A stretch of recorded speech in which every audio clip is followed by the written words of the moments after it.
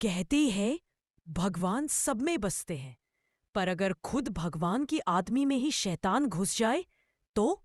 आज की ये कहानी है एक पादरी की जो दूसरों के गुनाह धोते धोते खुद पाप में डूब गया। दोस्तों, आज हम बात करने वाले हैं horror film the exorcism of God 2022 की। एक ऐसी फिल्म जहां पाप, माफी और शैतान आमने सामने आते हैं। तो लाइट्स ऑफ कर दो और दिल संभाल लो, क्योंकि ये कहानी कमजोर दिल वालों के लिए नहीं है। कहानी शुरू होती है मेक्सिको के एक चर्च से, जहां रहता है फादर पीटर विलियम्स, एक नेक दिन भगवान में भरोसा रखने वाला इंसान। लोग उसे भगवान का सच्चा भक्त मानते हैं, क्योंकि वो कई बार शैतान से भूत उतारने वाली एक्सोर्सिज्म कर चुका है। एक रात अचानक उसे बुलावा आता है। एक औरत पर शैतान सवार है और कोई उसे संभाल नहीं पा रहा। फादर पीटर पहुंचता है। कमरा अंधेरा है, हवा ठंडी है और उस औरत की आंखें बिल्कुल काली। वो कांपती हुई आवाज में बोलती है, तू मुझे नहीं निकाल सकता फादर, तू खुद पापी है। फादर प्रेयर शुरू करता है, in the name of the father I command you demon leave. लेकिन तभी शैतान हंसता है और धीरे धीरे फादर के दिमाग पर काबू पा लेता है। उस पल शैतान फादर को पाप करवाता है। वो उस औरत के साथ गुनाह कर बैठता है और जब उसे होश आता है तो वो समझता है कि उसने अपनी आत्मा खुद नर्क में भेज दी है। 18 साल गुजर जाते हैं। अब फादर पीटर एक बड़ी चर्च में काम करता है, गरीबों की मदद करता है, बच्चों को पढ़ाता है। लोग उसे बहुत मानते हैं, लेकिन उसके अंदर एक राज जलता है। वो रात जब उसने शैतान के बहकावे में आकर सब बर्बाद कर दिया था। हर रात उसे वही औरत सपनों में दिखती है। वो डर जाता है, पसीने में भीग जाता है, पर दिन में फिर से भले आदमी का नकाब पहन लेता है।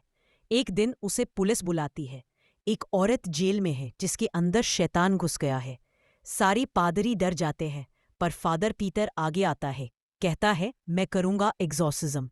जब वो जेल पहुंचता है और उस औरत को देखता है तो उसके पैरों तले जमीन खिसक जाती है, क्योंकि वो औरत उसी औरत जैसी दिखती है जिसके साथ उसने सालों पहले पाप किया था। फादर एक्सॉर्सिज्म शुरू करता है, लेकिन औरत की आवाज अचानक बदल जाती है। मैं तेरे अंदर से गया ही नहीं पीटर, मैं तो तेरे साथ ही रहता हूँ। अब फादर समझ जाता है कि शैतान उसे कभी छोड़ा ही नहीं था। उसकी आत्मा अब भी शैतान के कब्जे में है। वो खुद से लड़ने लगता है। चर्च की दीवारों पर छायाएं दिखती हैं, क्रॉस झुकने लगते हैं और मूर्तियां खून रोने लगती हैं। फादर बार बार भगवान से माफी मांगता है। मैंने गलती की थी प्रभु, मुझे माफ कर दो। पर अंदर से शैतान हंसता है। भगवान तुझसे मुंह मोड़ चुके हैं, अब तू फादर मेरा अब है। आखिरी बार कोशिश करता है उस औरत की आत्मा बचाने की। वो प्रेयर करता है, पर शैतान उस औरत के शरीर से बोलता है, अगर इसे बचाना है तो अपनी आत्मा दे। फादर अब टूट जाता है।